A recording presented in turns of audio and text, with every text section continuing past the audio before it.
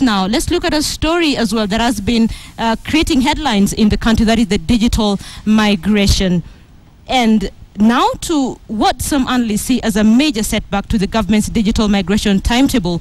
Two of the major TV channels that moved to the digital platforms in December have now reverted to analog transmission. KBC and K24, along with Family TV, had switched off the analog transmitters in Nairobi in December following a government directive. KTN's Betty Kello now reports on the confusing signals of digital migration.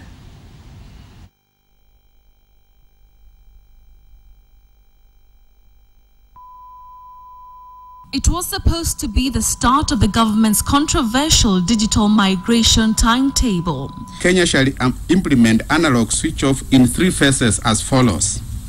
Phase 1, to switch off on 31st December 2014, covering Nairobi and its environs. And indeed, come 31st December, K24, KBC and Family TV all switched off their analog transmission in Nairobi and began broadcasting exclusively on the digital platforms. The 3 major broadcasters, KTN, Citizen and NTV, together with QTV, however, remained on analog transmission after they obtained a court order allowing them more time in a case that is still pending before the Supreme Court. But now the entire process has been thrown into further confusion. The 3 TV channels that had migrated, KBC, K24 and Family TV, are now back to analog transmission just 36 days after they migrated. The reason behind this reversal is unclear, but according to the Communications Authority, those who migrate are required to immediately surrender their analog frequencies. Signs that all was not well began earlier this week when the government's planned second phase of the switch-off failed to take off.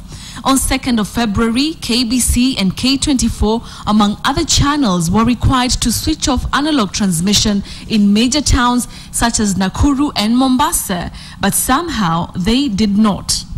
The development now means that the country is back to where it was before the 31st of December switch-off, with all major TV channels fully available on analog transmission.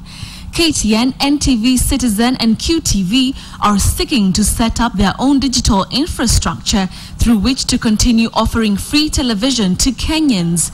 They are currently awaiting a ruling of the Supreme Court on whether or not they can continue broadcasting on analog till the end of April. That is because they obtained a license only in November last year. The 3 media houses also want additional frequencies since so far the 3 have been allocated only 21 against a minimum of 56 needed to adequately cover the country. The confusion in the digital migration process has left many Kenyans in the dark about the future of free-to-air television in the country.